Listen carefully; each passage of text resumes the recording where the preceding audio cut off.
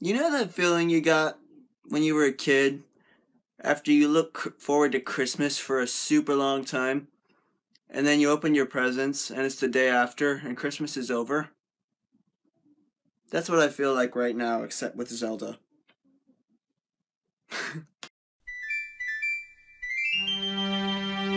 What's going on, everyone? Lincoln264 here, and oh my gosh, I finished Zelda. After looking forward to the game for like 2 years, I finished it.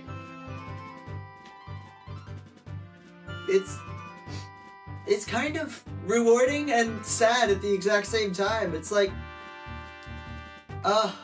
this has like always been the kind of game that you look forward to when you're not playing, and you know what? I'm not going to talk about my deep state of depression. Today, what I want to talk about is, despite how long it took me to finish Zelda, I want to talk about some of my favorite things that I did encounter on this epic journey through this fantastic game. Fantastic game. Now warning, complete spoilage in here. Gonna be talking about my favorite things and then going about what I think about the ending of the entire game. But without further ado, let's just get right into it. So first of all, I want to talk about my favorite people group. So, my favorite people group, who are they? The Rito. I really like the Rito. I really like the, I guess this kind of goes into their town more, but I really like the entire, how the entire town is basically spun around this spire, and you kind of go in a spiral 3 times around to get to the top, and on the way there's like these shops and houses and stuff. That's just so cool to me, and to think that there's like an entire, like, bird people clan that can fly anywhere they want to at any time. It's just so cool to me. And I don't know, I just really like the Rito people. Leading off of that, my favorite champion is Rivali. I really like him because, I'll say right off the bat, I don't like his voice acting that much. A lot of the voice acting with the characters in this game seem to be kind of a hit or miss situation. But anyway, I really like Rivali because he's the most sarcastic champion of them all. He's the biggest jerk, and I don't know, he's always like, he's super, he's a big jerk to Link, for crying out loud. He's the only one of the champions that doesn't basically worship Link and treat him like the coolest thing ever. And I don't know, I really like him. He has an independent spirit, and yeah. Moving on to towns, my favorite town is actually not one that you can, that is even existing at the very start of the game. I'm talking about the one you have to build up. Yes, Terrytown. I may as well say this is also my favorite side quest. Terrytown, oh my gosh, there's just so much to say about this town. You start off whenever you go to Hateno Village, and you talk to, you do the Hylian house owner side quest. You have to buy a house from the, what was it, the Hudson Construction Company, and or maybe Bolson? I'm terrible with names. But anyway, you buy it from them for 3,000 rupees, and after buying it from them, one of the members, Bolson, Hudson. I need to get my name straight here. After buying the house from them, Hudson goes off to start it on his own, and he gets up from where he's standing, and this little chime starts. Da da da da ba ba da da da ba ba. You go off to that, and he said to that, oh, he's going to Akalo. I guess I'll follow him. You go up there, and he's like, oh yeah, can you give me some wood? I'm building this town. It's called Terrytown. You give him some wood. It's like, can you find me a Goron? But here's the thing.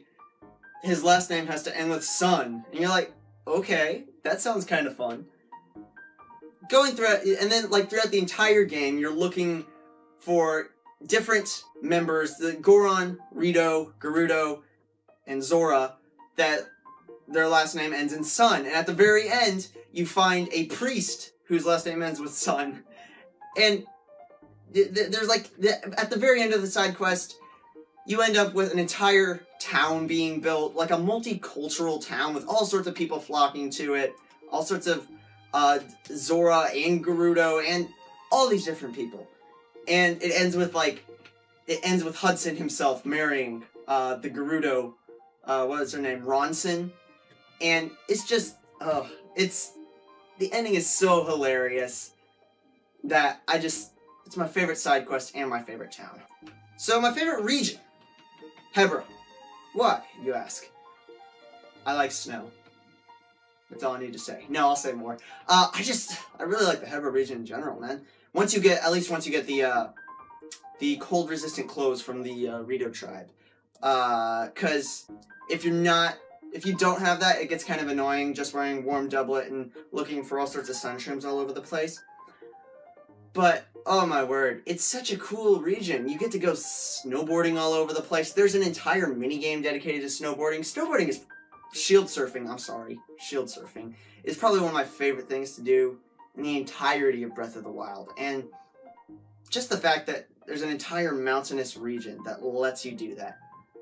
And can I just say that the mountains in Breath of the Wild are like 30% of the fun. I mean, even like for the shrines that are up there, there's one where you have to roll a snowball down just the right groove in order to push a door open. There's another where, again, you're pushing a snowball down a groove, but you go into the cave, and it's like this big ice cave with the bones of a massive creature and a shrine in there. It's just mind-blowingly cool. I love Hebra so much, man.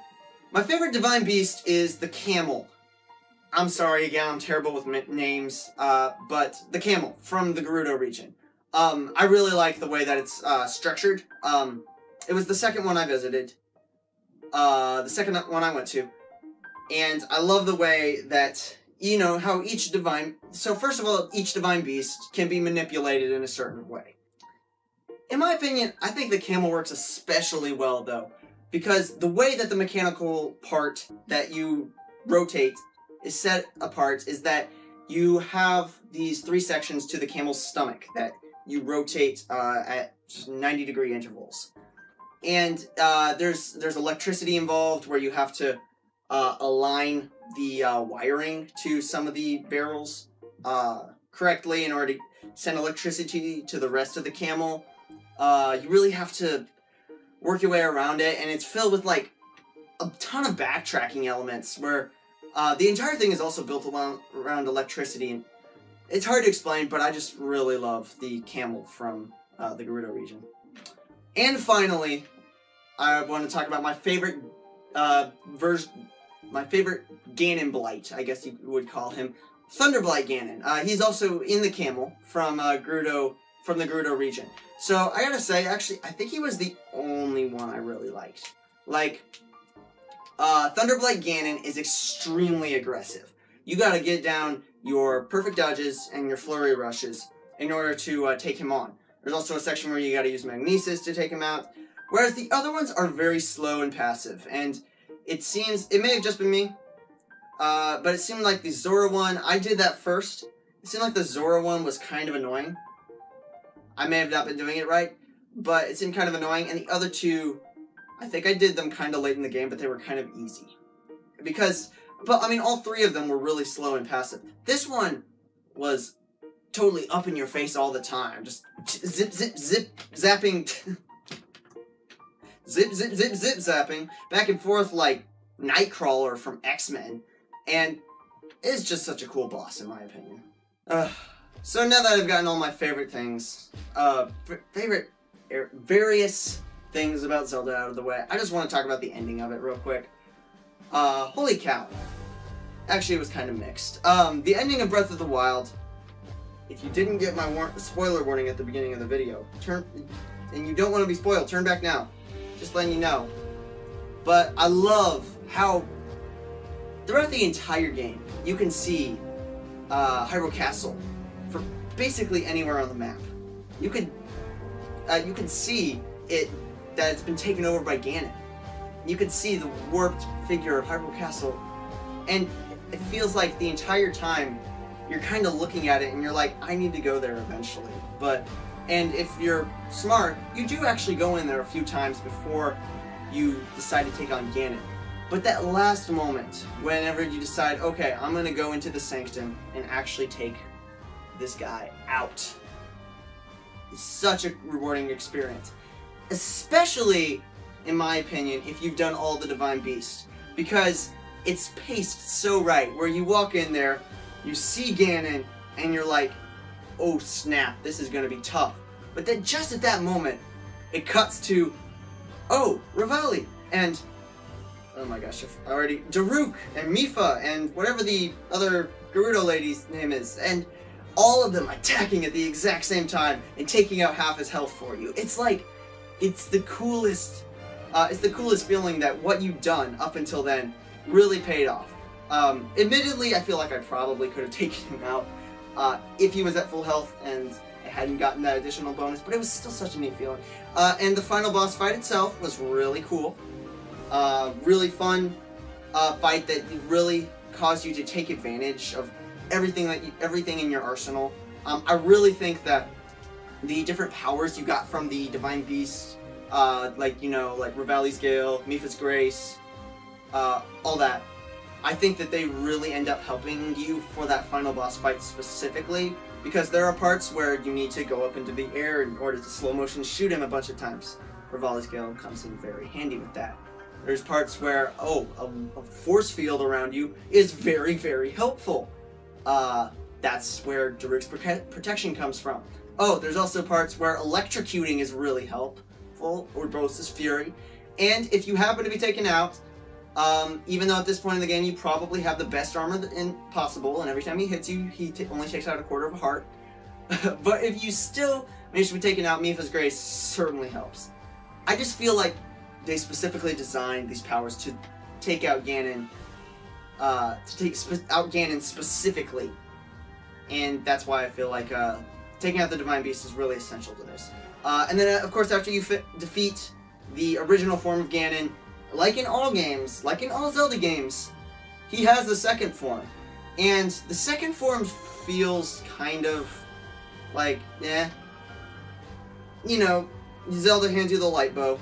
She's done that in other games before. Wind Waker comes to mind. No, wait. Generally speaking, Zelda herself manages the light bow, but this time, no, she's too lazy. She's do it yourself. Anyway, she gives you the light bow, and you're shooting at these literal glowing spots on Ganon. Which seems kind of generic, in my opinion. Like, it's just literally these massive glowing spots. It's like, oh, don't seek out the weak point yourself. There's just literal glowing spots right there telling you exactly where to hit him. And, well, I mean, yeah, that's pretty cool. It's okay. It was definitely, the music really pumped you on, and just the massiveness of Ganon himself. And finally, when you get to the last part where you have to shoot him in the eye, shoot him in the core essence of his being, I think, as Zelda says, which is kind of a callback of, you know, shooting the pools of malice in the eye. That's the final moment, the final blow, and then Zelda wraps it up for you.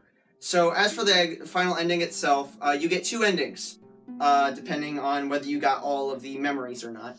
You have the one ending, which everyone gets, where Zelda turns around and says, "Do you remember me?"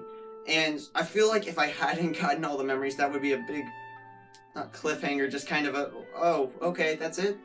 But I strongly recommend, if you haven't finished the game and you're for some reason watching this, even though I completely spoiled the entire boss fight for you, but if you haven't finished the game yet, get all the memories before you do it.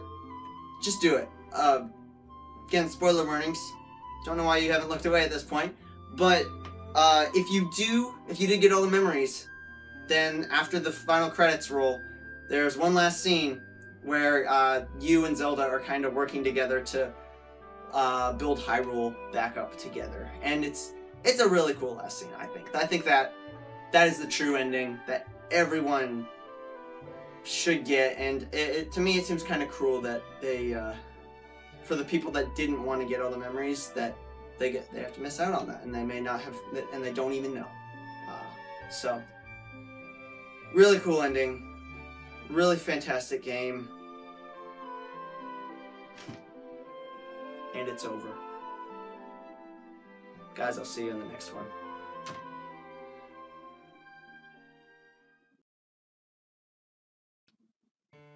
Oh, you're still here. Well, thanks for watching my video, I guess. Subscribe here. Latest video up here. I'll just be here sulking. It's fine. You can ignore me. It's cool. I'll just be sitting here. It's fine.